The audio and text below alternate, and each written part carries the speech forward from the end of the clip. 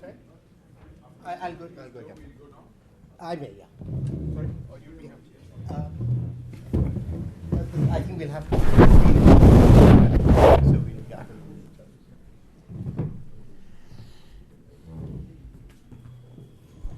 yeah. Good evening, ladies and gentlemen, friends. My name is Subhan Berry. I'm the country director for a group called the International Growth Center, which is very proud to have been invited to co-participate with the Indian Statistical Institute in this public lecture by Professor Joseph Stiglitz. Just a couple of words about IGC and the ISI. But before I do that, let me say that this is a public event of the India International Center, and we are extremely grateful to the IIC and particularly Premila Ghosh, the program organizer, for providing these magnificent facilities to us. So Premila, wherever you are, thank you very much for all of your support. As I said, this is a joint activity of the Indian Statistical Institute and the International Growth Center. Of course, the Indian Statistical Institute is a very well-known institution. We have in the audience Dr. Bimal Roy, the director of the institute, which is headquartered in Calcutta. But the institute has entered into a partnership with the International Growth Center, which is a research activity of Oxford and the LSE, funded by DFID. And the IGC, in addition to supporting a large program of work on growth in developing countries, particularly in Africa and South Asia, has 13 country offices. And I've been chosen to set up the first country office in Delhi, and that is located at the ISI campus. And ISI, of course, is very well known for its teaching, its contributions to theory, and what IGC is attempting to do via the partnership with the ISI is to assist them a little bit with the work on public policy, and that is the context in which this event is taking place. The program for this evening is relatively straightforward. After my opening remarks, I'll hand over to the chair for the evening, Arnab Sen, who I'll introduce in just a minute, a senior and distinguished member of the ISI faculty. He will introduce our speaker for today, Professor Stiglitz, one of the best-known economists in the world, dare I say. And I think Time Magazine, Joe, called you the most influential man on the planet at the moment. So we're very, very privileged to have you here this evening. And then after Professor Stiglitz has spoken, there will be time for questions and answers with the goal of ending the program at about 8. So thank you all for turning out in such numbers. I don't think it reflects our superior organizational capacity. It reflects the speaker's eminence, and I think in a world that is looking for touchstones of authenticity, Joe really is one of those, a person who tells it like it is and has the interests of the developing world at the very center of his being. I had the privilege of first encountering Joe Stiglitz when he was chief economist at the World Bank.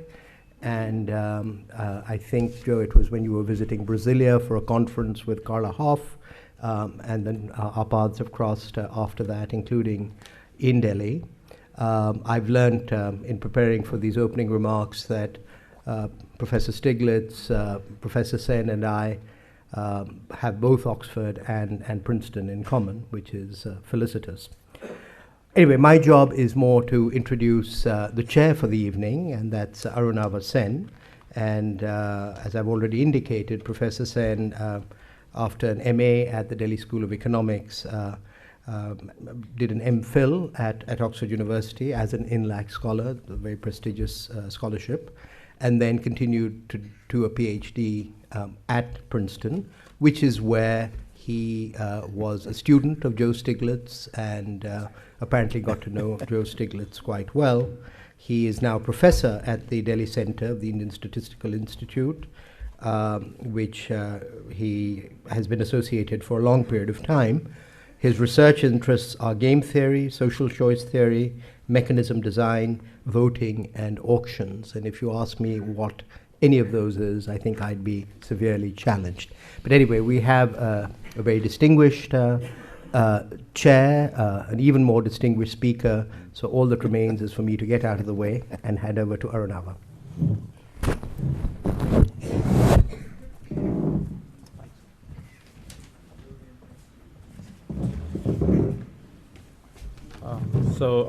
Thank you, Suman. At the start of his book, Ramanujan, 12 lectures on subjects suggested by his life and work, the English mathematician G.H. Hardy wrote, "I have set myself a task that is genuinely difficult and which, if I were to begin by making every excuse of failure, I would represent as being impossible." So anyone who has the task of introducing Professor Stiglitz will find himself or herself sympathizing with Hardy's predicament. So how does one prepare an adequate introduction for someone like Professor Stiglitz without violating all sensible time constraints? His accomplishments are simply breathtaking, both with respect to scale and variety. Indeed, most individuals would be luminaries if they achieved in a single area or field what Professor Stiglitz has achieved in several. For instance, he would be, he could be well known just as a policymaker, having served as the chairman of the Council of Economic Advisors under President Clinton and as the chief economist of the World Bank. He could be famous for his, his work as a public intellectual and the writer of several international bestsellers, such as Globalization and Its Discontents and Making Globalization Work, both of which have been translated into several languages. He could be justly famous as a writer of some of the most influential textbooks in economics, both at the graduate and undergraduate levels. However, for me, his real legacy is his role as one of the principal architects of modern economic theory. And, the main goal of his work, if I may be allowed to say so, has been to provide a systematic analysis of market failure, i.e., departures from, the Arrow-Debreu world, and departures due to informational asymmetries, imperfect monitoring, and incomplete markets. And questions such as, if markets fail due to these reasons, in what sense can improvements be made, and what are the what are the most effective ways to make these improvements? So, Professor Stiglitz's work in large swaths of micro and macroeconomics, in public finance, international trade, industrial organization, and economic development, cannot be characterized as mere contributions to these areas. In fact, they're in fact the benchmark case and the starting point of further analysis. So it's hardly surprising that Professor Stiglitz has been the recipient of the highest academic honors, such as the John Bates Clark Medal of the American Economic Association and the Nobel Prize for Economics, I might add. In fact, a colleague of mine remarked yesterday that he surely deserves 2 or 3 Nobel Prizes. So let me also add a few personal remarks. As Suman mentioned, I had the very good fortune of being a graduate student in Princeton in the mid-'80s when Joe was a professor. In fact, he was a member of my thesis committee, and I was once his teaching assistant for graduate microeconomics.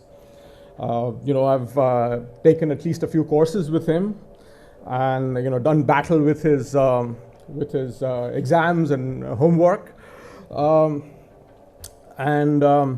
So as you will find out shortly, Joe is a wonderfully stimulating and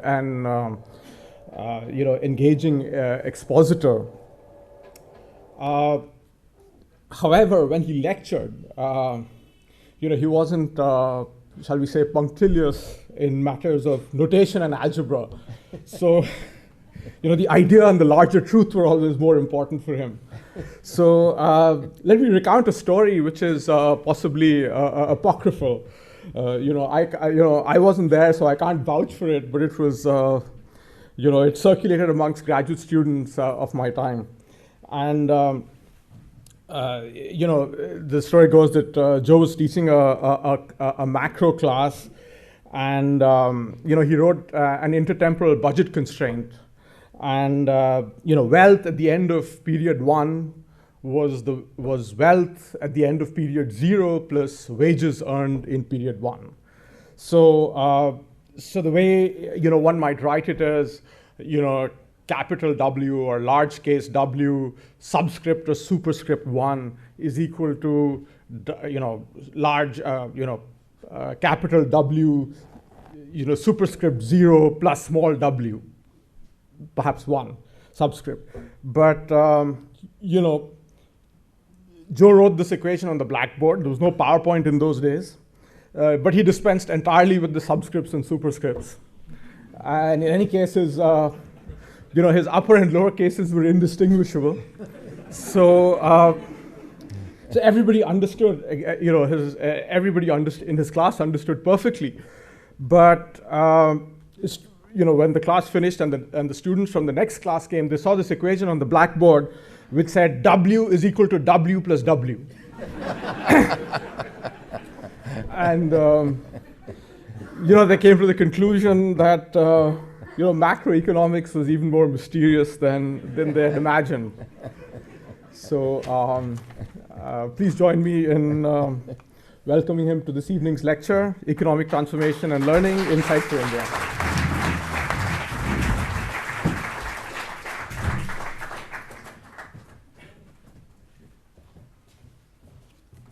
Well, thank you very much for that introduction, and it's a great pleasure to be here again.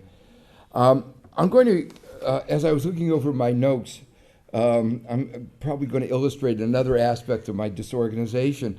I realized that I had prepared for a 3-hour lecture,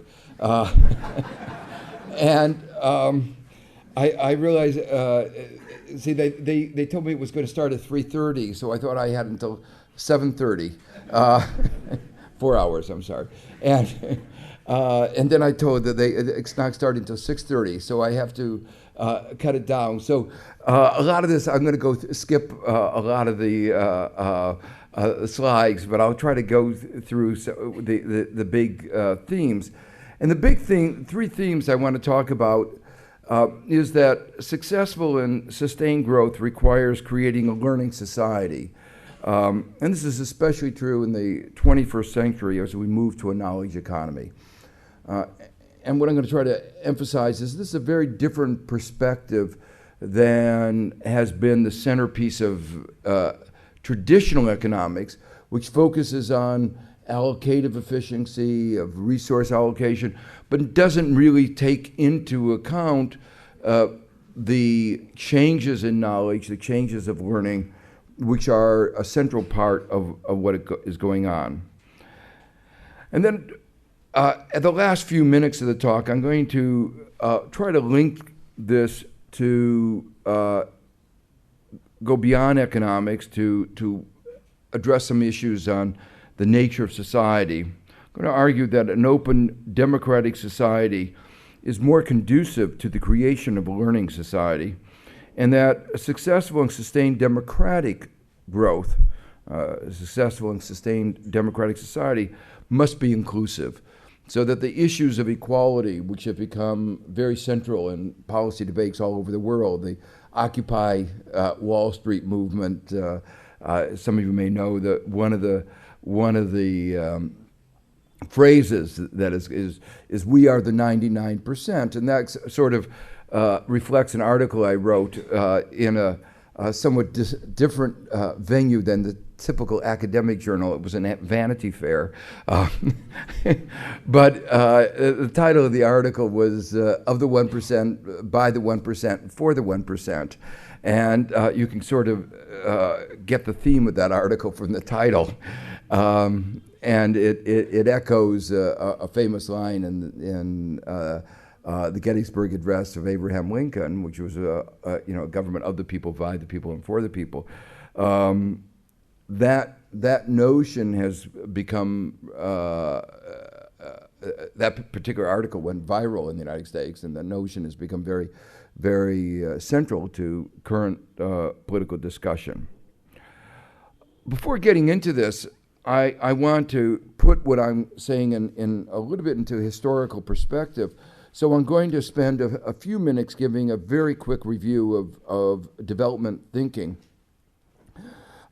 In a sense, modern development economics began with a focus on capital, on development projects. And that's why you have an institution like the World Bank. It was providing money, capital, and it was the view was what distinguished developed from less developed countries was a shortage of capital.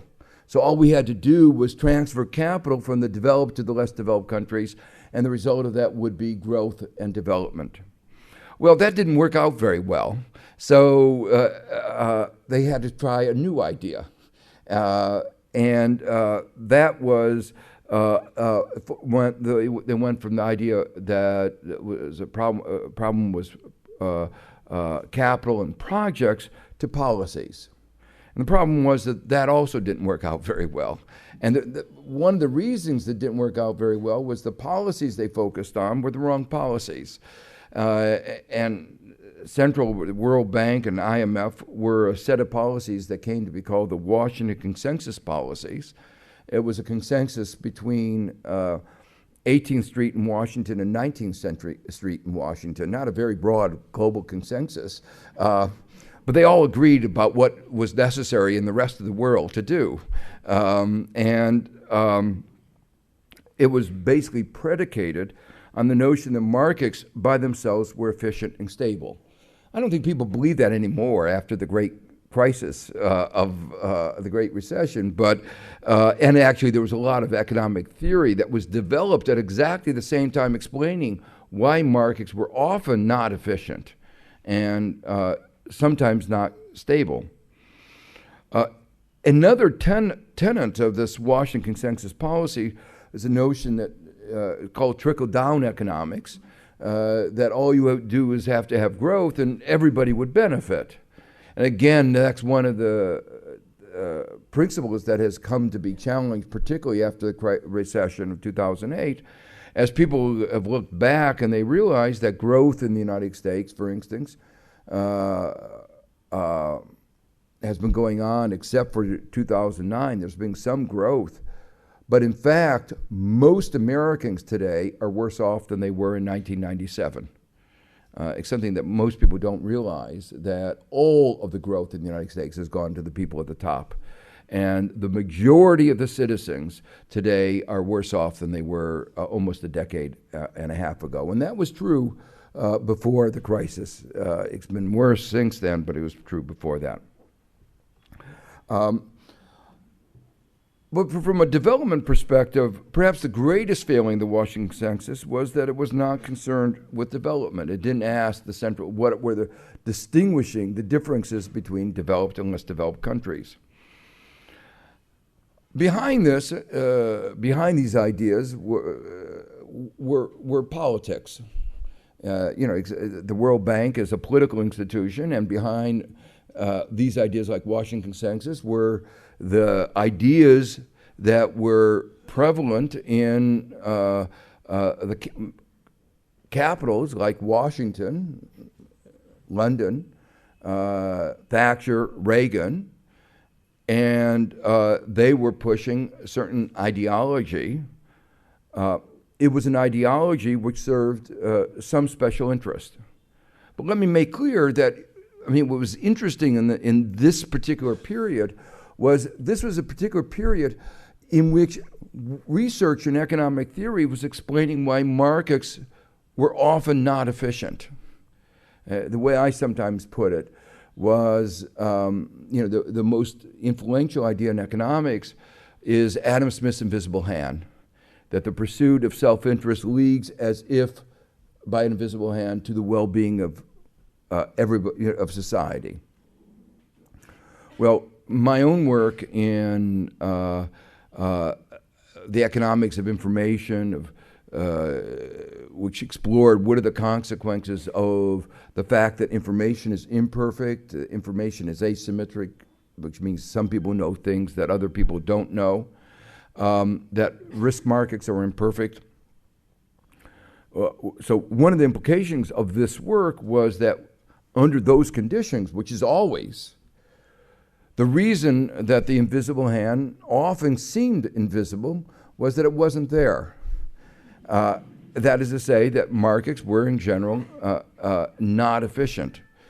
But it was clear that from the point of view of the ideology, from the point of view of Reagan and Thatcher, they weren't interested in reading my papers.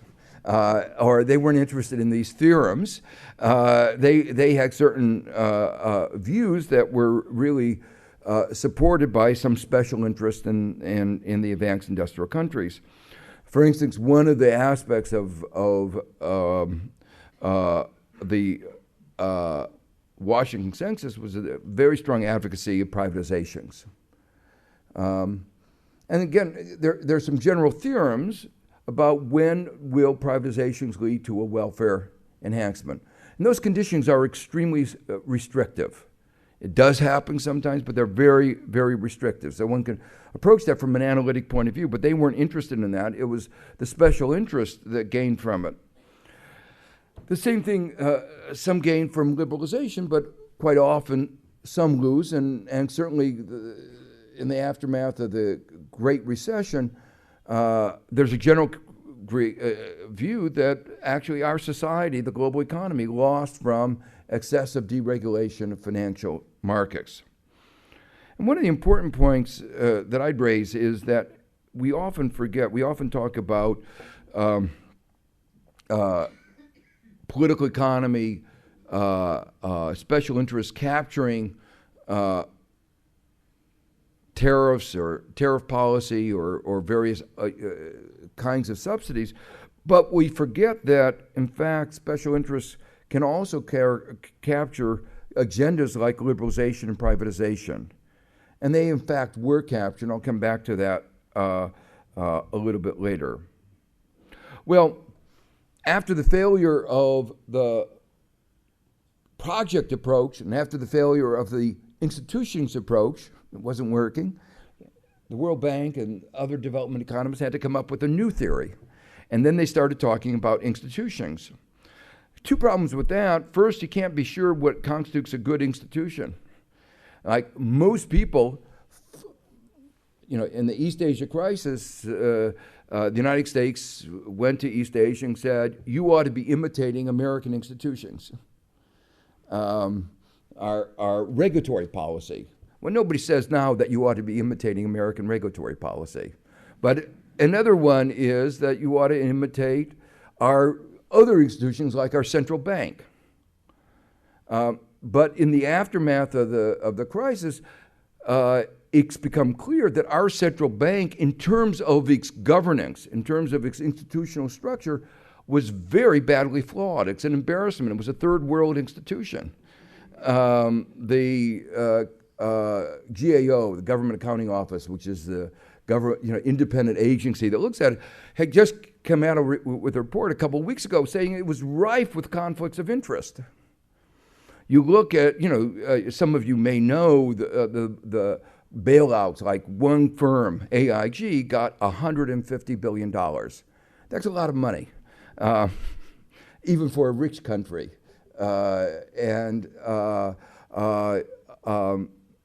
They looked at the other bailouts, and it turned out that the people giving the money were appointed by the people receiving the money. And you couldn't have a clearer case of a conflict of interest. And finally, Congress is beginning to discuss what are we going to do about this embarrassment. And there will be efforts made. I'm on a committee that will be looking at how can we reform our Federal Reserve System. Another example of a good, that was viewed as a good institution was the fact that we had an independent central bank. But there's now two observations. The countries without independent central banks actually did better in the crisis than those with independent central banks. And we now realize why. Because when you're independent, it doesn't mean you're really independent. Everybody can be captured. And our independent central bank was captured by the financial market. And what you hope is that they're captured by the citizens. But independence meant that it was independent of the citizenry, but not independent of Wall Street. And that's a problem. So there's a beginning of questioning what is a good institutional structure. But even if we knew what good institutions were, it's often very difficult to know how to go about creating them. Let me just give you one example of another area of institutions in which there's a lot of debate. Everybody says it's a good thing to have a rule of law. And there's even a new unit at the UN DP talking about how to go about creating the rule of law. But what matters is, every society has rules that govern it. The real problem is what kind of rule of law. And so when we use the word rule of law, we ought to think a little bit more about what are the rules of law. For instance, in the United States, we had a rule of law that was used to maintain segregation, Jim Crow laws. Many countries have rules of law that are used to maintain inequalities. So the question is, and not surprisingly, because those in power make the rules, and they often make the rules to maintain themselves in power. So that's why we have to think a lot about what we mean by the rule of law. I could go on, those of us who look carefully at what went on in Eastern Europe and Russia saw some of the abuses of the creation of rule of law, where bankruptcy law in Russia is often used as a way of seizing one person's property by another. When we think about institutions, we have to think about what kind of institutions will promote development or impede it, and details matter. Now, one aspect that I've been particularly concerned about in institutional structures, both in developing and developed countries, is a focus on a balanced role for government and markets. That as part of that balanced role, one has to work to improve the performance of both.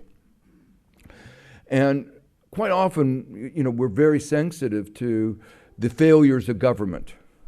And one of the more exciting projects that I was involved in when I was in the White House was a project called Reinventing Government, where we thought very consciously about the ways in which government failed and how do we improve. We went agency by agency and tried to ask what it was supposed to do, how it is doing it, and were there ways of doing it better, improving efficiency. And in the end, we had some very marked successes, not all of them. But we often don't realize how badly the private sector works. And we take it for granted that the private sector is efficient and government is inefficient. But no government has ever wasted resources on the scale in which America's private financial system wasted resources in the run-up to the crisis and afterwards. We've done some estimates of the cost of the financial sector's failure, and it's in the trillions of dollars. And government may be inefficient, except, the only context where governments waste more money are wars. And that is one context in which they do waste a lot of money. But outside of that, in economic sphere, no government has ever wasted money on the scale that America's financial sector has done. So one of the roles of government is to try to restrain the private sector from these successes. And one of my criticism, the financial, a lot of people say, well, they acted surprised at the failures of the financial sector. Some of you may remember Greenspan's when he had to testify in Congress that he was surprised that the financial sector didn't manage risk better. But I was surprised at his surprise. Because if you look at the history of financial sectors, you've had bubbles, you've had scandals over and over again. And we had a scandal in the United States in 2001, 2002 with the Enron.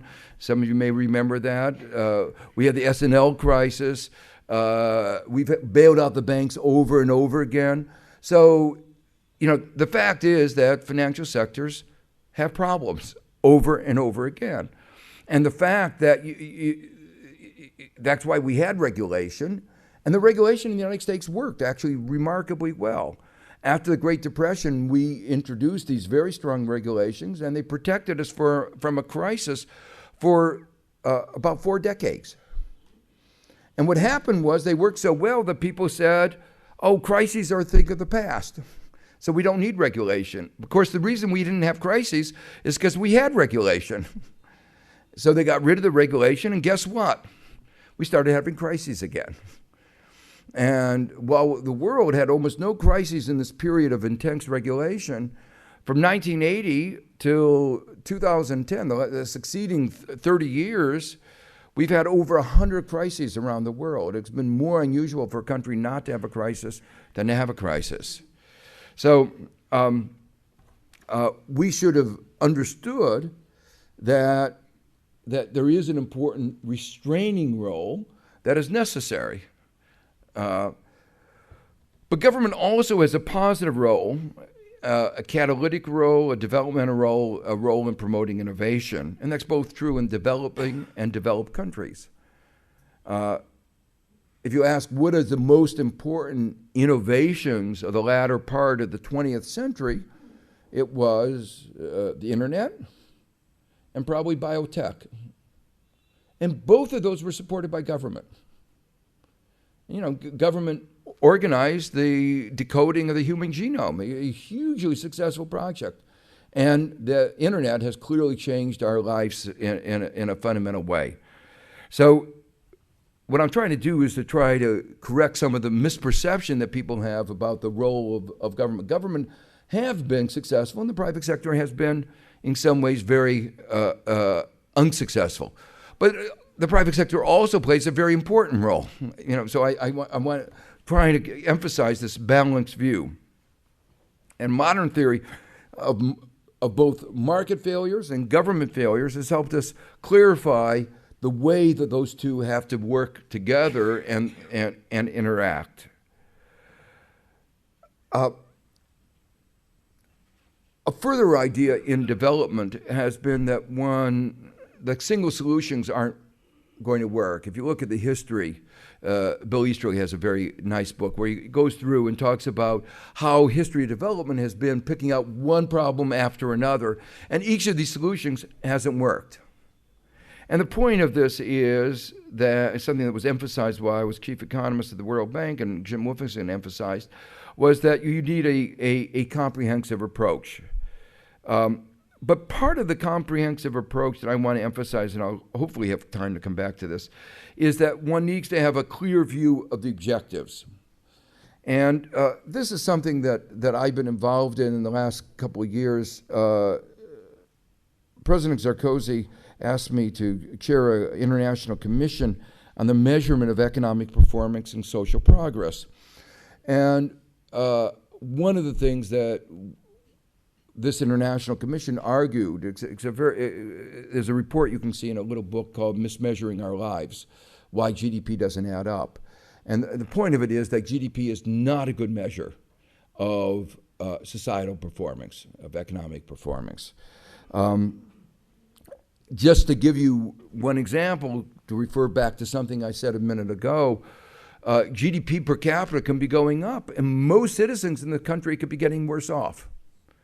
So you wouldn't say if most people are getting worse off, that's not a successful economy. As another example, U.S. GDP was going up in the years before the crisis, 2006-07. But if you looked at what was going on, you would have realized that it wasn't sustainable. You would have realized that that growth was based on debt. And as one of my predecessors as chairman of the Council of Economic Advisors said, that which is not sustainable won't be sustained. And this wasn't sustained. And GDP didn't reflect that lack of sustainability. So what we've developed is a framework that goes beyond GDP. And that framework emphasizes the importance of distribution, the importance of sustainability, and the fact that well-being may not be enhanced by an increase in measured GDP, and to try a whole research agenda of trying to understand what affects individualism and societal well-being that goes beyond that. And sometimes increases in GDP may have adverse effect. So what I've tried to do is spend a few minutes giving the background of what of this lecture, which is background of where development thinking has been. Now, what I want to focus on this evening is this one particular idea, focusing on the notion of development as a process of learning. And it's based on a very simple idea that really what separates developed and developing countries is more than a disparity in resources, is a disparity in knowledge. And that key to development is closing that knowledge gap. And you see that in many ways. If you look at how hard people work, in many developing countries, they work harder than those in developed countries, but they often don't work as efficiently. So it's not only individual knowledge, it's societal knowledge, organization. So the focus of my remarks are about trying to create a learning society. And it's based on the observation that the transformation to learning societies that occurred around 1800 for Western economies, and more recently for those in Asia, appears to have had a far, far greater impact on human well-being than improvements in allocative efficiency or resource accumulation. There are four ideas I want to develop. That's the first. The second is that markets on their own are not efficient in promoting innovation, promoting learning. And in fact, the policies that promote a transformation to a learning society are markedly different than those advocated by the Washington Consensus. Indeed, from the perspective of creating a learning society, sometimes those policies are counterproductive. So what you may do to create to improve allocative efficiency may actually have adverse effects on learning. Well, let me first begin on the question of the sources of increasing standards of living. This is a question that economists have been talking about now for a little over 60 years.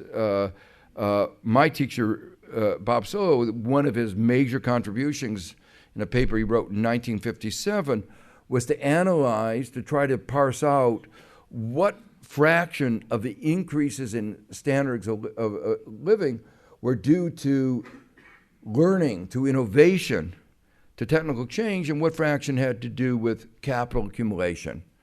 And his analysis concluded that the vast majority, about 80%, was due to innovation and learning, and capital accumulation was relatively small. Now, since then, economists have had a field day looking at the data, looking at, I don't want to put too much store on that particular number because it's generated a large number of PhD theses. But the thrust of this is that it may change from time to time. There may be periods in which innovation was higher and periods in which it's lower, and that there's some uncertainty about the exact metrics.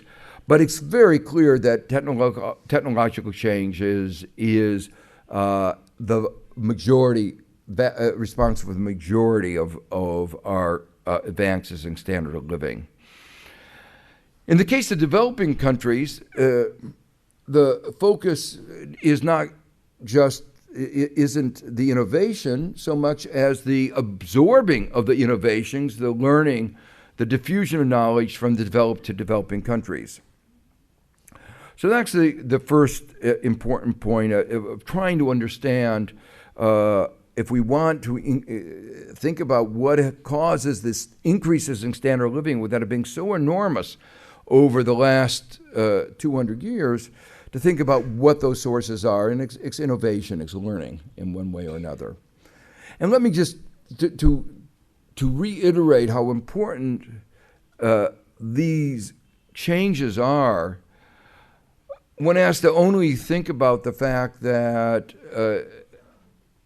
in 1800, the world wasn't that much different from what it was 2,000 years earlier. In terms of most people had to spend their time just making the basic necessities of life. Food, shelter, clothing. Most of what they did, was just surviving. And today, in the advanced industrial countries, people spend probably an hour a week or 2 hours a week earning the living that provides those basic necessities. They've gone beyond that, of course, and lived well beyond the level that's necessary to survive. And there's a lot of question about how well they spend that extra productivity dividend. But the fact is that there's been this enormous change in our capabilities in the last 200 years. Well, so that's what has been primarily responsible for our increase in well-being. And then the question is, looking at it from an economic point of view, question is, do markets produce knowledge in an efficient way? Do they spend the right amount of resources on it? Do they allocate resources well? And the answer is no. And the seminal work on that was done by Ken Arrow, another one of my teachers, who again got a Nobel Prize partly for this work. And his work pointed out that markets by themselves do not yield efficiency in the production and dissemination of knowledge. And there are two key ideas here. Is that one is that knowledge is a kind of public good, very different from a private good.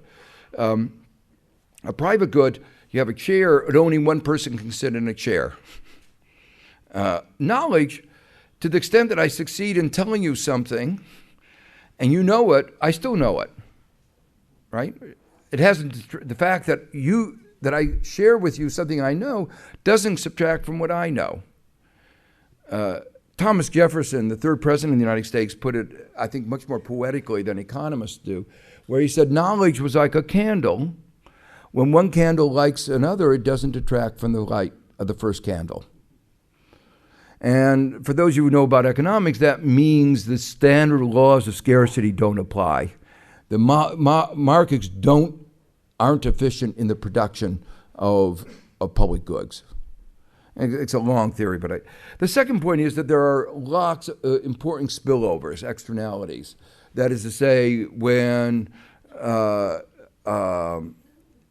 somebody discovers something like a laser or rayon or nylon, other people benefit from that knowledge.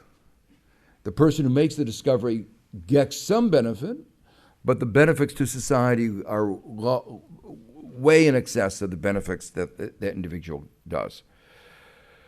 So that leads to the broad question, knowing that markets don't work well, what should governments in developing countries do to promote growth through technological progress? So if most of increases in standards of living have to do with improvements in technology, then this should be the focus of developmental policy. How do we promote learning? And that should be at least one of the central pieces of development policy. Well, this is a markedly different perspective than the standard question, which focuses on the static efficiency, which is one of making sure economies are on the production possibility schedule, that they are efficient given the resources, given the knowledge that is available. So this is a question of how do we move the production possibility schedule out? And as I say, what makes this question so important is that policies like the Washington Consensus policies that focus on static efficiency may be in conflict with those that promote learning and dynamic efficiency. So let me give you an example that illustrates the conflict, and that has to do with intellectual property. Intellectual property restricts the use of knowledge. And from an efficiency point of view, once knowledge is produced, it ought to be distributed freely because there's no marginal cost associated with anybody else knowing that knowledge. That was the notion of the public good that I talked about before. So any restriction on the use of knowledge is inefficient. It's worse than that because intellectual property often creates monopoly power. And monopoly power also introduces an inefficiency in the economy. So intellectual property creates inefficiency in the market, in the economy. So you ask a question, why is it that many governments around the world are advocating intellectual property, knowing that it creates this inefficiency? Well, the real reason is, of course, because corporate interests want that to be. But let me give you the economic reason why they sometimes say that the argument that they give, and that is that while it creates this static inefficiency, it promotes innovation. As I say, there are real questions about whether that's true, but that is the argument that's given. So we're willing to sacrifice static inefficiency for the increase in dynamics. And that is a fundamental idea that I'm going to try to come back to in development strategy, that often is worthwhile to have some short-run inefficiencies to promote learning. And in the context of intellectual property, what I've argued is it's important to have a developmentally oriented intellectual property regime. I'm not going to have time, given the limited time, my 3-hour, 4-hour lecture is being shortened.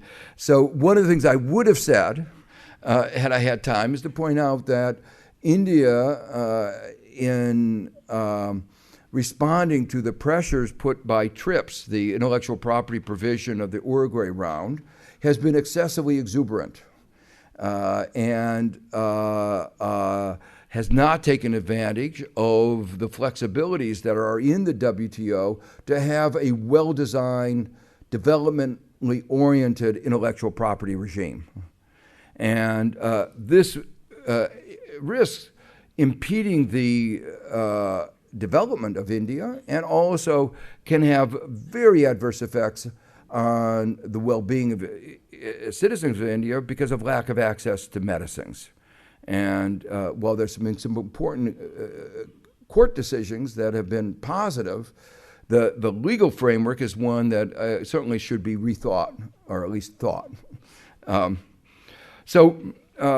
This gives you a reference. This part of the talk is based on some joint work with Bruce Greenwald, a paper that came out a few years ago called called Helping Infant Economies Grow in the American Economic Review, and a forthcoming book with the Columbia University.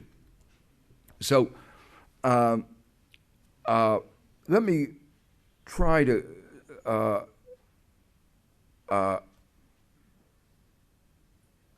go forward to the central notion of our infinite economy argument.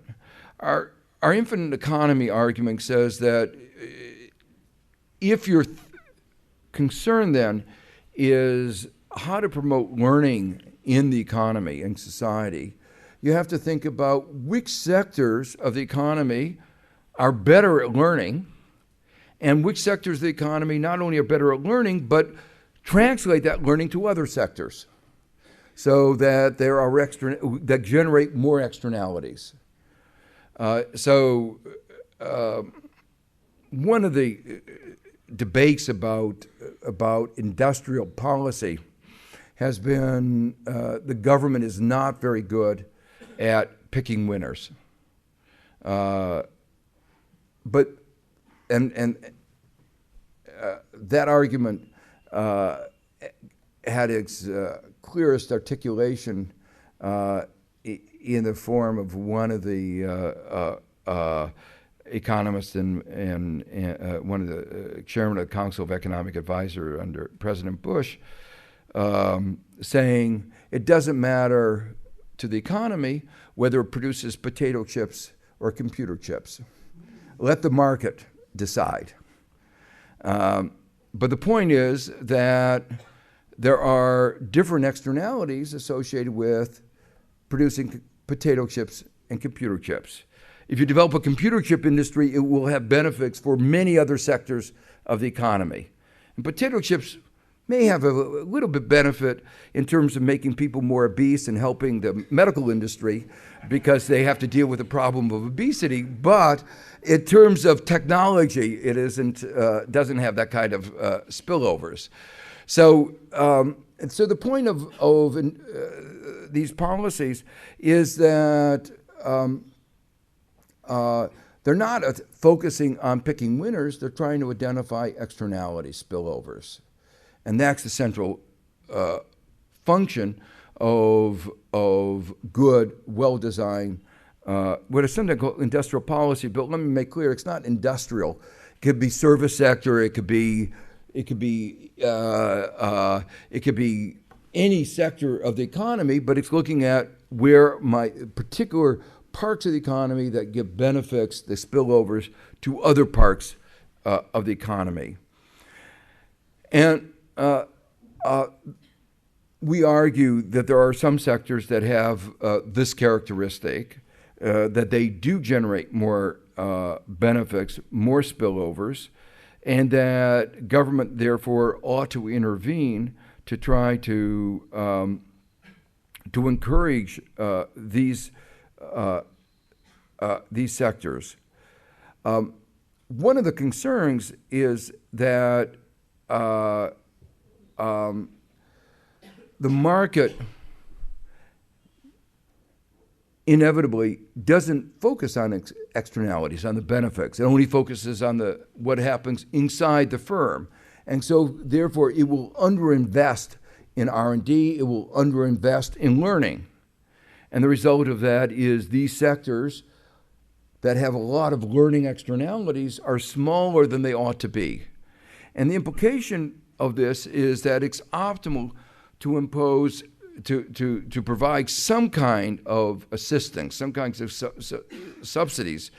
And that's true even if taxes are distortionary. And the obvious reason is that these subsidies lead to expansion of those sectors that have these spillovers. Now, one of the problems that has occurred in recent years, particularly since the Uruguay round of trade talks, is that they've made it more difficult for countries to have these kinds of subsidies to expand the sectors that generate these benefits. And the result of that is that many countries have moved from direct assistance to more use of exchange rate policy. Because one of the hypotheses is that by and large, export sectors, which tend to be more industrial sectors, have more learning spillovers. And of course, the country that has done this, you might say, most extensively is China, where they've used exchange rate policy, keeping exchange rates low to promote exports. And those growth of exports has promoted learning, and the learning and the export industries has spilled over to their entire economy, increased overall productivity. And so this is an argument that in fact this exchange rate policy can be viewed as an important ingredient in what I would call a learning policy, a learning structure. Now, one of the results in our more recent research is to point out that the learning benefits can be so large that it pays to have a perpetual current account surplus. Now, that seems strange because what you're saying is, what you're doing is you're exporting more than you're importing. You're piling up dollar bills, not doing anything with them. I mean, you ought to be, why don't we consume? The point is, given the WTO rules, the only way I can learn by exporting is by exchange rate policy. I'd like to subsidize these sectors, but WTO rules don't allow it. They do allow me to use exchange rate policy. You can't use the word exchange rate manipulation, then the US gets very unhappy. So you have to use some other word like exchange rate management, which is different from manipulation. If you can figure out the difference, let me know. So the point is that one of the theorems that we result is that it actually may pay China to accumulate these reserves forever. And this is sort of relevant because one of the debates going on in China right now is that government's being very widely criticized for accumulating dollars. Because they say, look, this is a wasting asset. All this money that we have is going to disappear in real sense. It's not worth very much. And therefore, why are you doing this? And the answer is it actually is a good part of of industrial learning policy.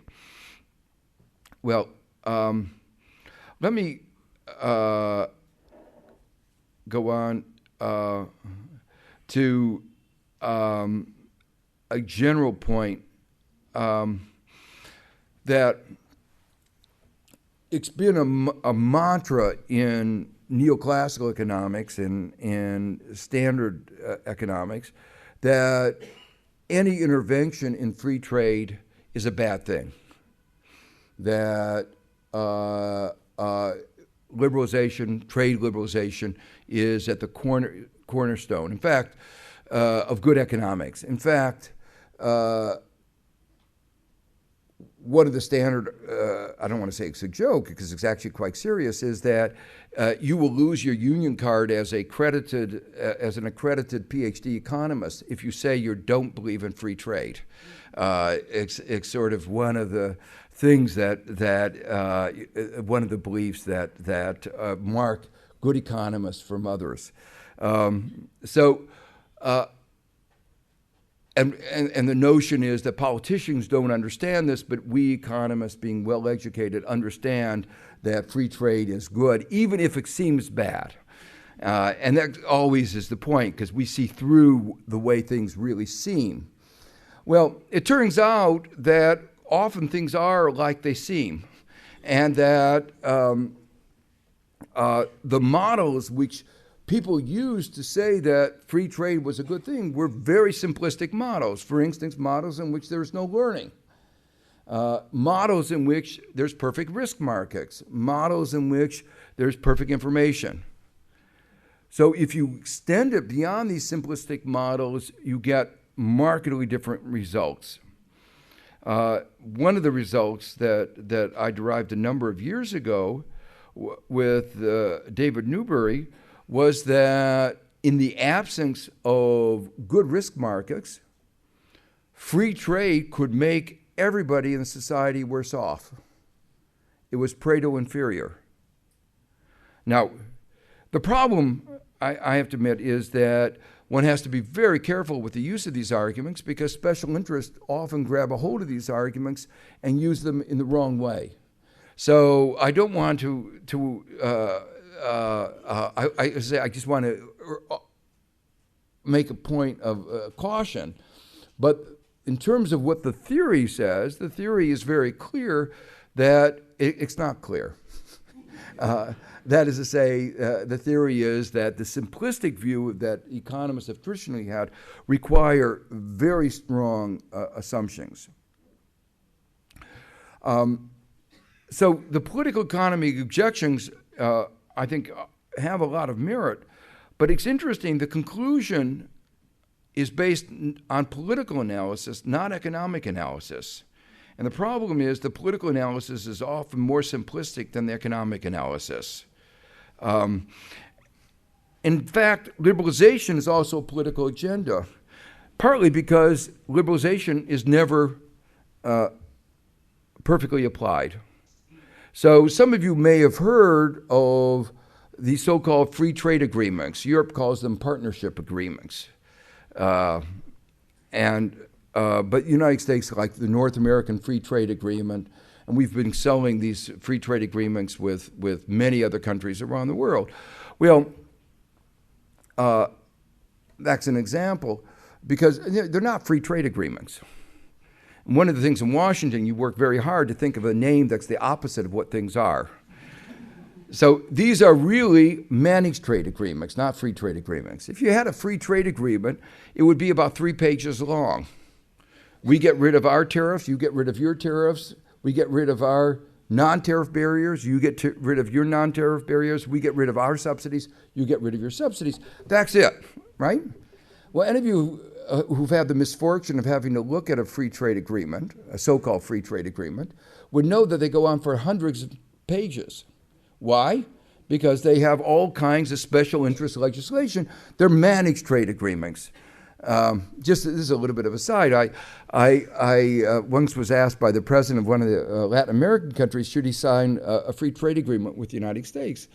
Well, I say yes, if the United States offers you a free trade agreement. So why don't you offer to, next time they come down and try to negotiate, say, we'll sign a free trade agreement and see what the U.S. reaction is. The reaction, obviously, the United States is not interested in a free trade agreement. It wants a managed trade agreement. So one has to be very, very careful, and these are part of America's political economy. Well, the problem, of course, is that these interventions have a very mixed historical record. The problems I think, are not inherent in the political process. There are many countries or some countries that have managed these interventions well, but the historical record does suggest caution. I want to mention one other point on this, and that is, as we've been talking about learning and innovation, the question is towards what end? It goes back to the remark I made about GDP. Much of the innovation in the advanced industrial countries has been directed towards saving labor. That was viewed as a scarce resource. But in many developing countries, including India, labor is in surplus. When you save labor, you're creating more unemployment. And of course, that's been, in a way, that's been the problem in the United States. We've had productivity growth, say in manufacturing, that's much faster than the growth in the demand for manufactured goods. And the result of that is an increasing problem of unemployment. So labor-saving innovation exacerbates this key social problem. On the other hand, what is the resource that is really scarce? It's really the environment, global warming, water. These are the things that are really scarce. And we ought to be obviously directing innovation at that. But that's not what market economies are focused on. Part of the reason that they aren't is that we underprice these resources. In fact, we don't charge any price for carbon emissions.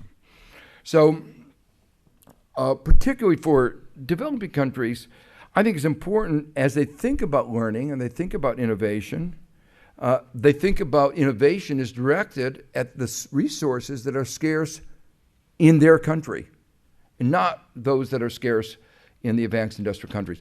That has a very important corollary, namely that there is a real rationale for creating an independent innovation system in India and the other developing countries, because the advanced industrial countries have the wrong focus for their innovation.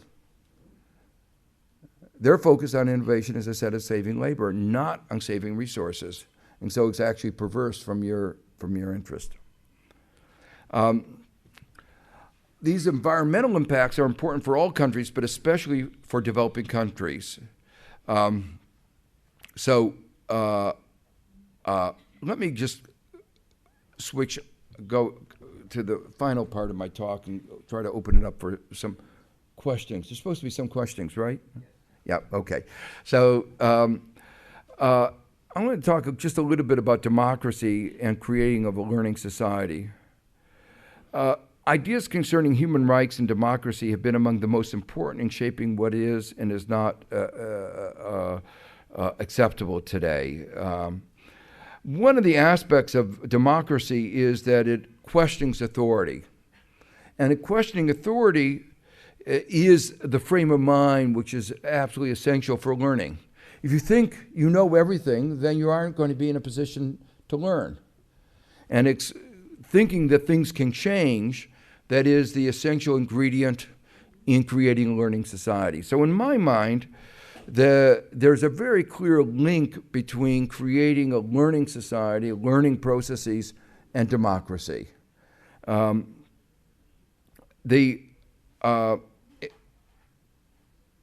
a more open society generates more ideas, a flow of mutations, of things that are different, which provides not only excitement, which is an important aspect of well-being, but the possibility of dynamic evolution rather than stasis.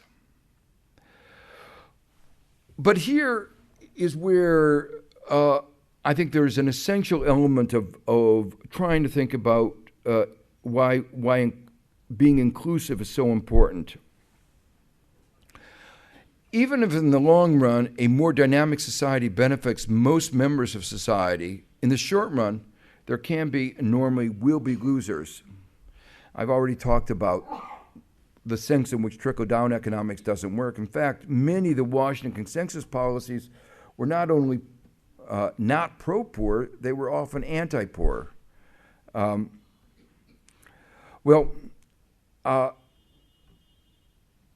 The concern is that democratic processes can be shaped, and there are incentives on the part of some to maintain existing inequities. That was the point I made in the beginning. But part of the problem is that democratic processes can then lead to the antithesis of an open and transparent society. So we are used to thinking, of course, in the simplistic democratic discussion of one person, one vote. But we all know that that's not true. That, in fact, money has influence in democratic processes. An example in the recent discussion in the United States is very clear. We had a debate about reforming the banking sector. And the way I put it, roughly 350 million Americans thought we needed to reform our banking sector. And about 10 banks thought we didn't. And it was a tie. We got a little bit of reform, but not very much, so that the banking sector is still fragile. And we can have the same kind of problems that we had before. So we all understand that in democratic processes, money can help shape electoral systems, and that opens up the possibility that those non-democratic that inequality will try to shape democratic process in ways that are not conducive to the long-run evolution of a learning society. So the critique of the non-inclusive growth goes beyond that there is a waste of a country's most valuable resource, its human talent, a waste that a consequence of failing to ensure that everyone lives up to his or her ability. I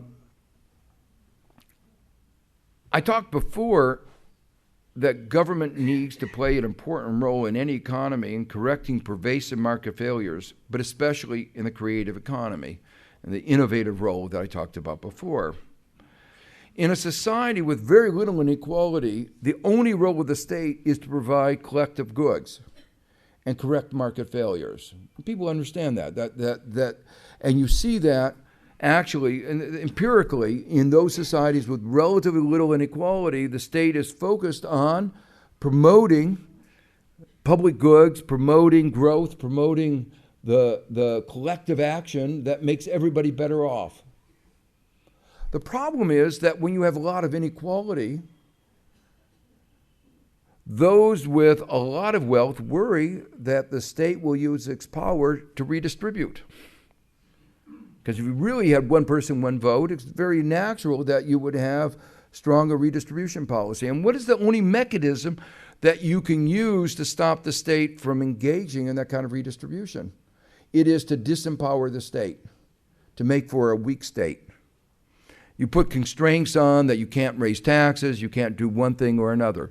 So in fact, what you see systematically across the world is that when you have a lot of inequality, there's a lot of effort to restrict the state and to make it ineffective.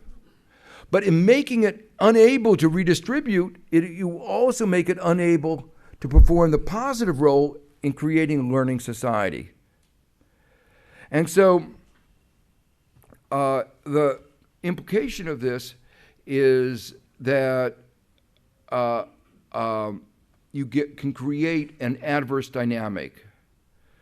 With more inequality, you get a more circumscribed government, leading to more inequality because the state can't perform the role that it needs in redistribution, in education, and doing the other things that create a more inclusive society.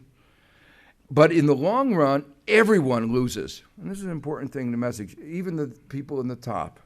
Because in the long run, you get a less stable and lower growth. And the concern is that, for instance, in the United States, a growing concern that we have now embarked on this adverse dynamic. To the point where today in the United States, where people think of the United States as a land of opportunity, you look at the data, and unfortunately, the data suggests that America's socioeconomic mobility is worse than old Europe. It's a marked change over the last few decades. So India, as a young democracy, has before it an important decision about which course it will take. It's had enormous success increasing GDP over the last 25 years, but it has to ensure that that success continues, and if it's going to ensure that, it has to ensure, I believe, that the success is shared by all its citizens. I haven't had a chance to talk about the broad implications of what I've been talking about for policy, but every aspect of economic policy can be looked at through this learning prism. It actually is a way of thinking about financial and capital market liberalization, about intellectual property, investment agreements, taxation and expenditures, legal frameworks, an entire economic regime. So let me just conclude. The objective of this lecture has been to provide a new lens through which one can examine these and other policy choices in the coming years. India might like to pretend that it could avoid matters of what we call industrial policy following the neoliberal doctrines that these are matters to be left to the market. I think that's wrong. I think it can't avoid these issues. At the very least, the government will be involved in making decisions about education policy, about infrastructure policies, and these are policies that shape the economy in one way or another. So, like it or not, you are involved in making decisions that will help shape the structure of the economy. And if you're going to shape it, one has to think about shaping it for what end, and can one shape it in ways that create more dynamic and more learning societies. Finally, the choices it makes in each of these areas will inevitably shape economy, but beyond that, it will shape India's society, for better or for worse, for decades to come. Thank you.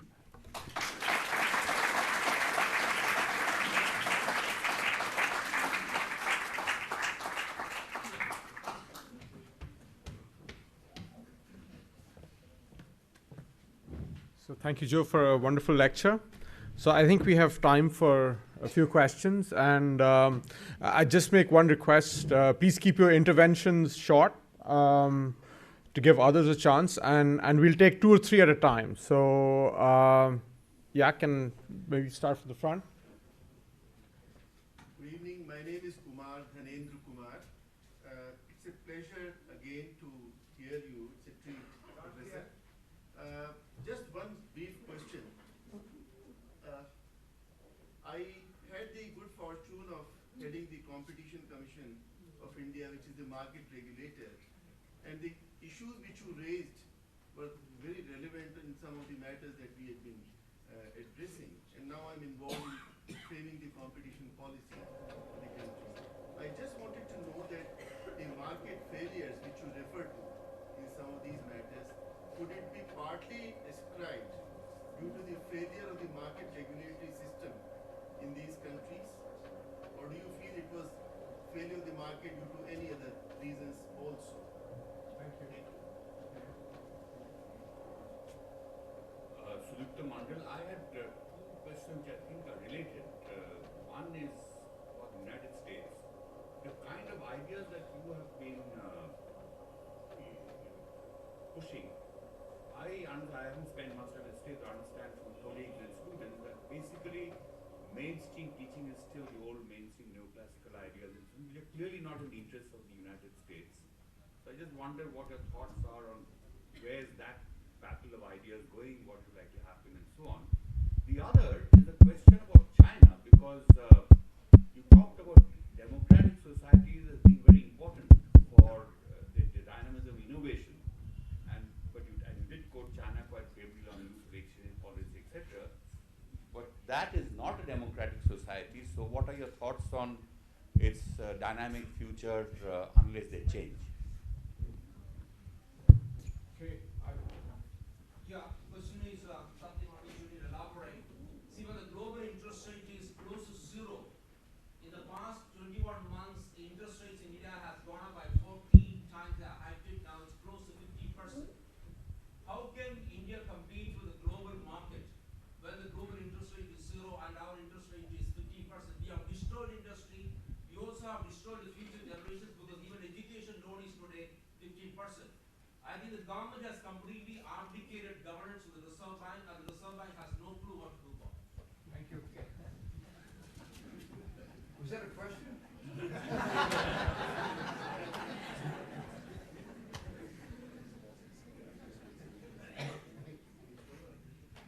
Joe, the question I wanted to ask you is wonderful lecture, great idea. I wanted to ask you that, so from 1800 onwards, this great progress, that whole idea has been captured that capitalism produced that. And so, do you have some different thoughts? Is that something that even you're willing to challenge the economic historians on? So where does this knowledge creation and capitalism really belong? So would you like to take those, or? Sure. Those are great questions. first, on competition policy, and there were actually two parts of your question. One is, if you think about the United States in the context of the financial crisis first,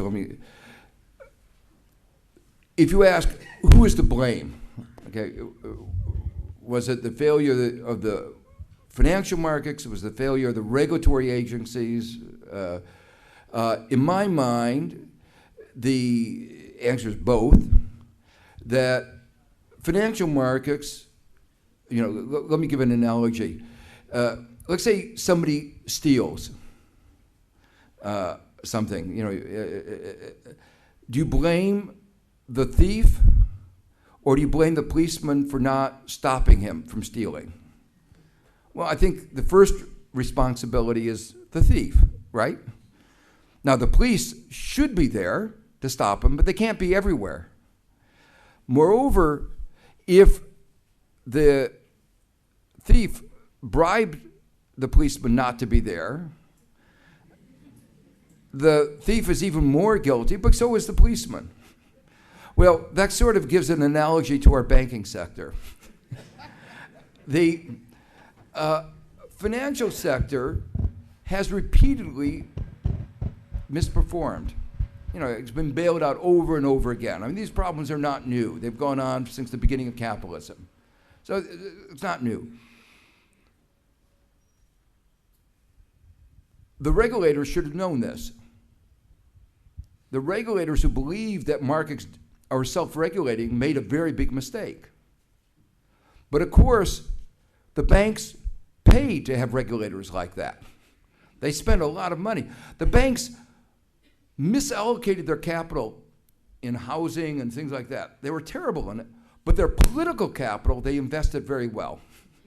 And they got very high returns from their political capital.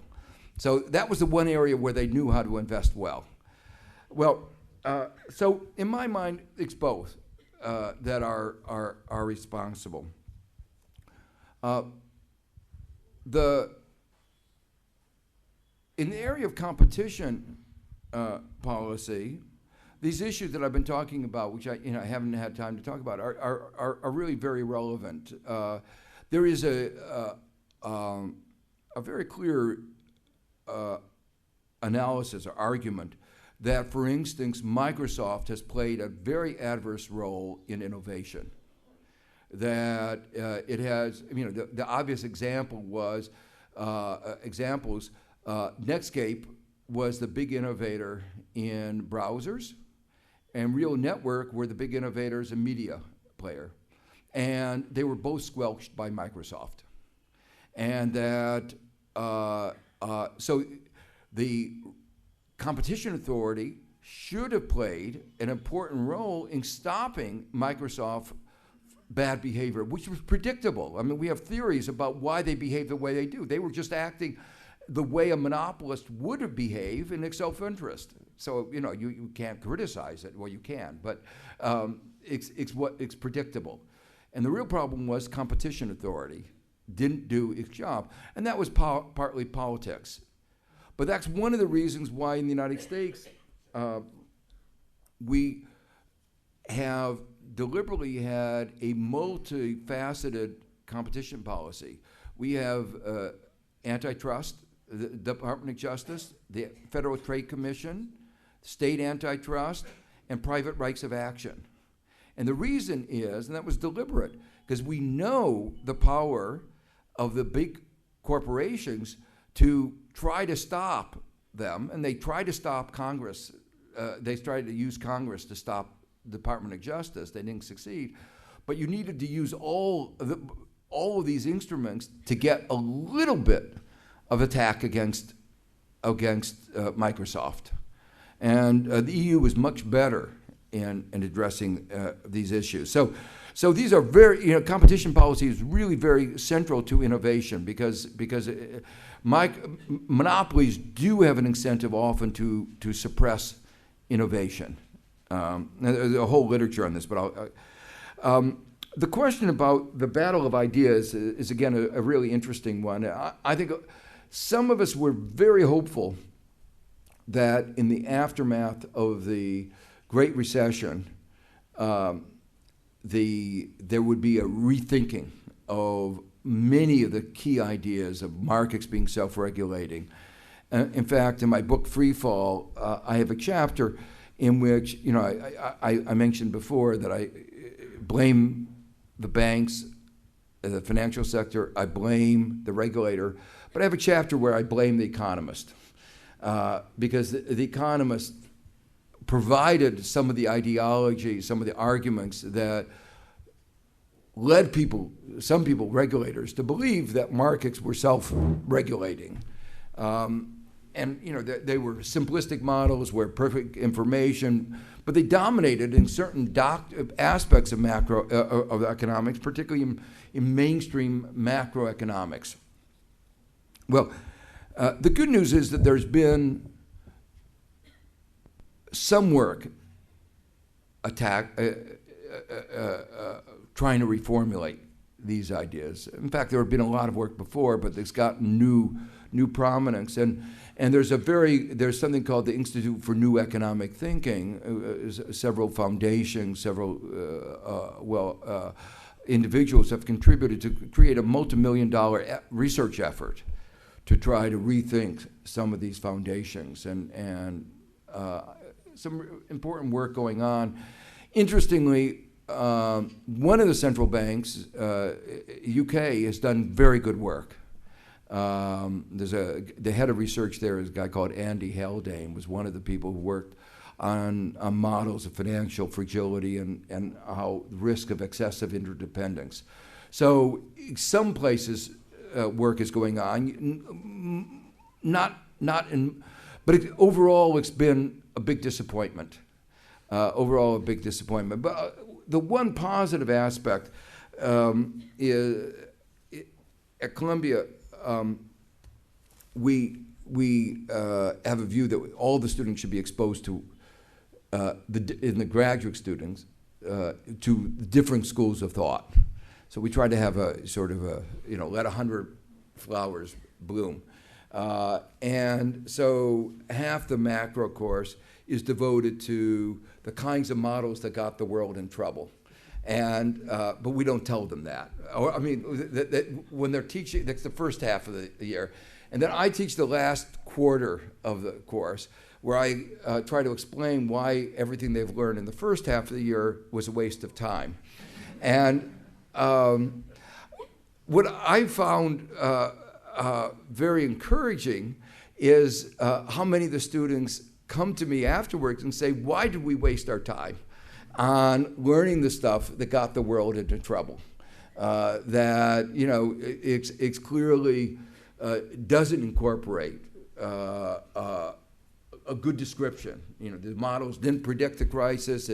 They didn't provide good prescriptions. So I guess the bottom line is, I think the battle of ideas is continuing, probably even more heated.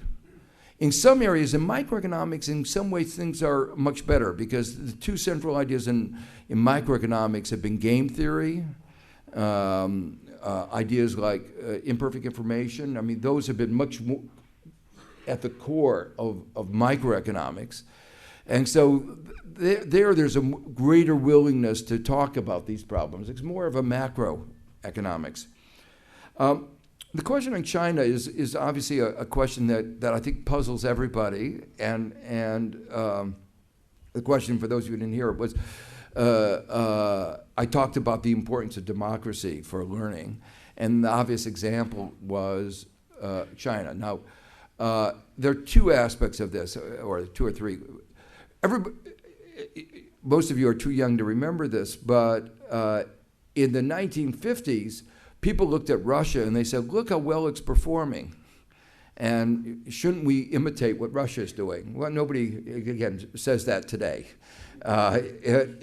It could do some kinds of projects, but it wasn't creating a learning society. Now, my own feeling about when you think about China is actually much more open than a lot of people understand it to be.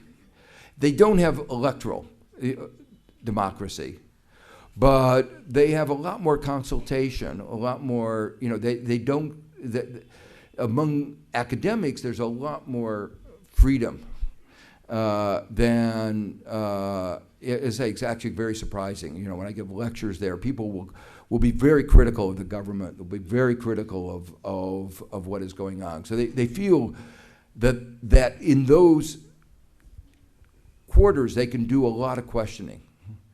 And the only thing is they can't organize parties. And they can't have free elections. But in terms of a lot of the things that I've been talking about in terms of questioning and dissemination of ideas and the internet, as an example, they've become much more open. Now, I think that's a trend that they're probably likely to continue going forward. On the question of interest rates, let me first, I've gotten asked this question a lot since coming here. Let me first relate that to one of the previous questions about rethinking the battle of ideas.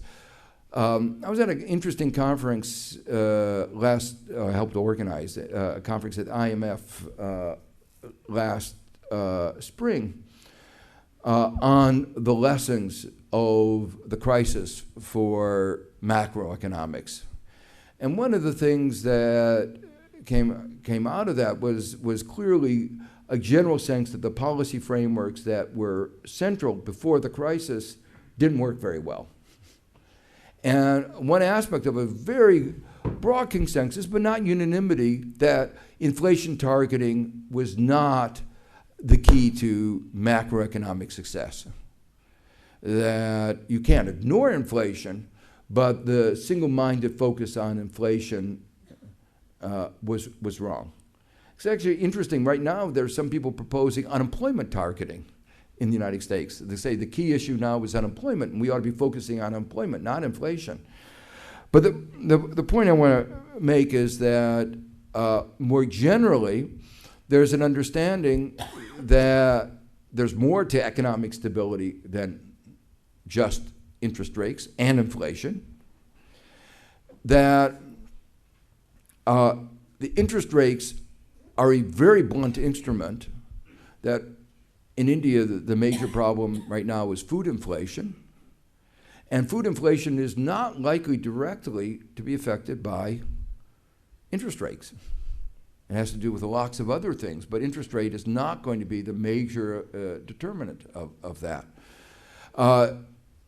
There are other instruments, and that for open economies, that sometimes raising interest rates can be counterproductive. That raising interest rates attracts more capital into the country and can actually lead to more aggregate demand and more inflationary pressures. And that's why some other countries, some other central banks, have taken the opposite course and actually lowered interest rates. Turkey is the example of a country that has done that with a great deal of success. But of course, you can't just use that instrument. The point is that central banks tied their own hands before the crisis, pretended that interest rate was the only instrument. But that was wrong.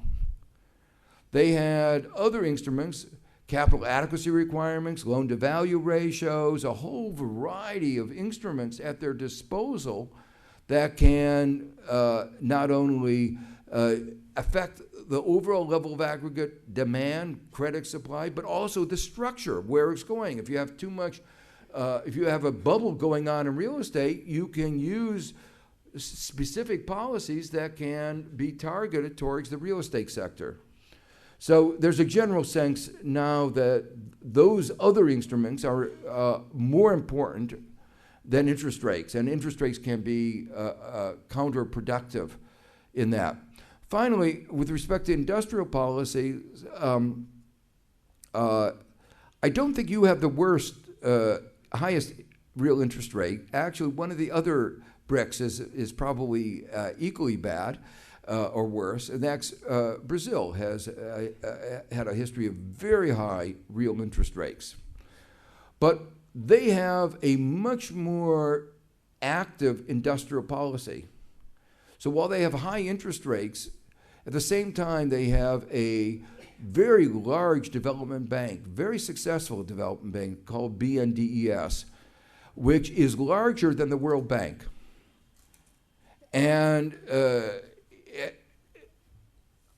in Brazil, just to give you a couple examples that are related to what I talked about, the government sponsored the Embraer airplane, which is the major airplane now, one of the major airplanes being used in the West, all over the world for intermediate flight. They developed sugar-based ethanol technology that is so much more efficient than America's corn-based ethanol technology that the U.S. had to tax Brazilian ethanol, 50 cents a gallon, and subsidize American corn-based ethanol $1 a gallon. That's $1.50 a gallon spread for American corn-based ethanol to be competitive with Brazil. So they've done a whole set of things that, and at the state level, they've been promoting using development banks at the state level to promote small and medium-sized enterprises. So the point is, they have this very high interest rates, but they've recognized it as a problem and have created institutions to get around the problem. You can say it's still a peculiar policy of raising interest rates and then lowering interest rates, but there are serious consequences of high interest rates. And if you're going to go that course, which I think is one you ought to think about, one has to think twice. The final question is the role of capitalism in inducing innovation. And I guess the market economy, capitalism, plays a very important role in inducing innovation. I think that is absolutely right. But this goes back to the slide I said, it's a balanced role. If you think about most of the important innovations in the last 100 years, government has played a very important role. But so has the market, and it's that interaction. So let me give you the internet. I mentioned that. But if you go back over 100 years, the telegraph, the first telegraph line in the world was laid by the US government. After it proved it was commercially viable, it let the private sector take over. Just like after it created the internet, it let the private sector take over. So there's an understanding that there has to be, of a role of the government and the private sector, and that the government can't do most of the thing that the private sector does, but the private sector typically can't do the basic research or even the first level of applied research that the government has undertaken. So my view is, is looking at historically, it's both. And you give you one other example. Agriculture, one of the biggest changes over the last 150 years is the fact that we've gone from a majority of people working in agriculture to the United States, where now it's 2% of the population work in agriculture. That was a result of a deliberate decision by the U.S. government in 1863 to create research, universities, extension services focusing on agriculture. The private sector did play some role in certain development of mechanical tools, but in terms of the really most important research, it was the government. So do we have time for another set of Profi questions? I would say I think you have to be disciplined. I think maybe no. Okay. Shall we take the last one?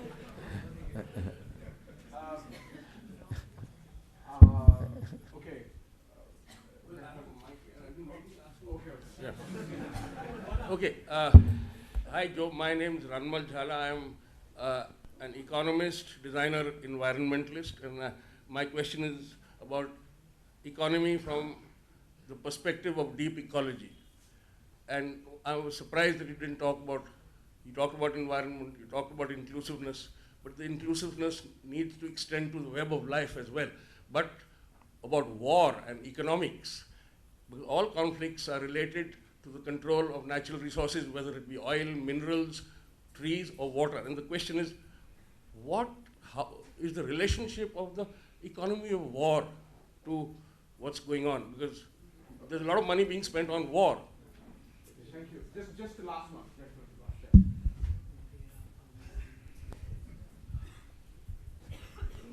I think you have said earlier that you would like us to discourage our governments from investing our foreign exchange reserves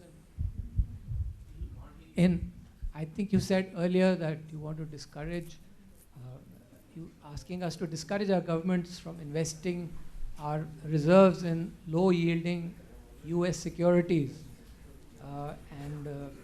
You think, because I think you said that contributes to the crisis.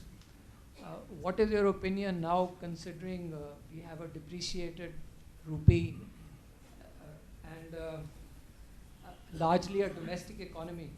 I mean, is this a factor that's still important? Okay. Let me try to answer very briefly both of them. I think obviously you only gave me 3 hours, so I couldn't talk about everything, and so I couldn't get into all the issues that the first question raised. But I do encourage you to buy my book. The $3 trillion war, the true cost of the Iraq conflict, because I actually did talk about their not only the overall cost of the war, but the relationship between the war and the current crisis. And let me just mention it very briefly, because I think it is important. One of the consequences of the war was that the price of oil went up. It was $23 a barrel before in 2003. And futures markets, looking forward, understanding that there would be increases in demand and increases in supply, predicted, I don't put too much store on markets, but the markets predicted that the price of oil would remain around $23, $25 a barrel for the next decade. Well, we all know that didn't happen. One of the reasons it didn't happen was that the war in Iraq disturbed the balance, the equilibrium, the supply at that point, and prices went from $23 a barrel eventually up to in excess of $100 a barrel. The relationship between the crisis and that is the following: that Americans were then spending literally, hundreds of billions of dollars importing oil, money that would have been spent on the U.S. economy. So that would have led to a weak economy. Not the only factor. Inequality would have led. There were lots of factors simultaneously going on that were lowering aggregate demand in the United States. But it was one of the factors that had a significant effect to lowering aggregate demand at that moment. Now, what were the consequences of that? The Fed, responding to that lower aggregate demand, said, let's lower interest rates and have even more lax regulation. And of course, that led to the bubble. They could feel good about the bubble because there was no inflationary pressures, and they were buying into this idea that inflation was the only thing you need to focus on. So the inflation targeting, they said inflation was good. We have nothing to worry about. But of course, they had a lot to worry about because of the mounting debt. So that was a real illustration of how a particular event interacting with other events and the wrong economic ideas help create the preconditions for the crisis. Now, the other question has to do with reserve management, and in a way that's related to a broader question. Let me just mention the broader question first. one of the perspectives that Bernanke and some others in the United States trying to shift blame for what's going on, and they talked about global imbalances. And they used the word a savings glut. Too much savings. It used to be thought that savings were a virtue. And then Bernanke decided it was a vice. Now, in standard macroeconomics, there are issues of what is called the paradox of thrift. But if I look at it from a global point of view, the issue is not that there's too much savings. The problem is that if you look around the world, you say, we need to invest hundreds of billions of dollars to retrofit the global economy for global warming. There's a shortage of infrastructure, obviously in India, but also even more in Africa. We have to invest in education and technology. We need investments in the trillions of dollars. So how can anybody say that there's a savings glut? I mean, it's almost immoral to say that. The failure was the failure of the global financial markets, and particularly American financial markets, to use the savings well. That was the mistake. The failure to recycle the savings that existed to productive uses. It went to the housing beyond people's ability to afford. It went to fight wars that didn't increase our security. It went to tax cuts for the richest people in the world. So we misused the savings, the scarce savings, that should have been used for these real needs. But the financial markets still do not manage this issue well. They don't manage the risk, they don't manage the allocation. So I think that one of the challenges, and I had hoped that the G20 would take it up, but they got absorbed in some other minor details. But the big picture thing that they needed, that I had hoped that they would take up, was creating a new global reserve system, thinking about the issue of how do we redeploy savings, recycle the savings, and allocate it to improve global efficiency, global incomes, reduce poverty, use it better.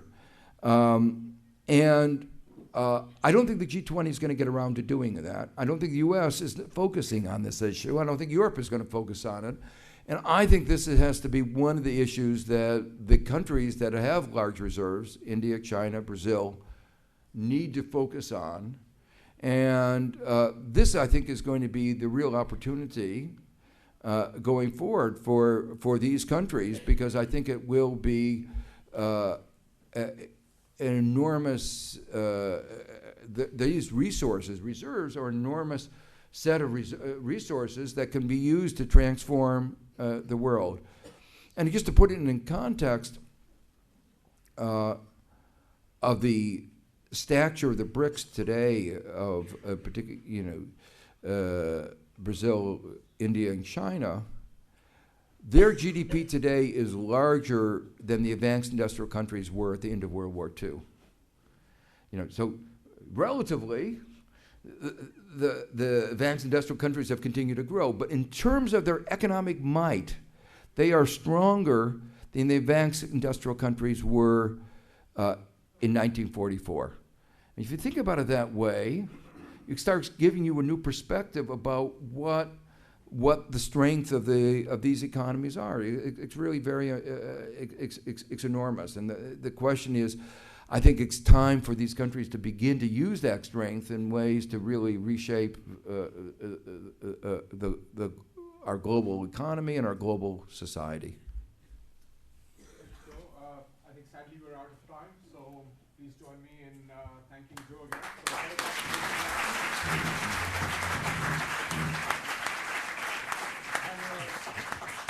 Small token of our appreciation. Okay, thank you.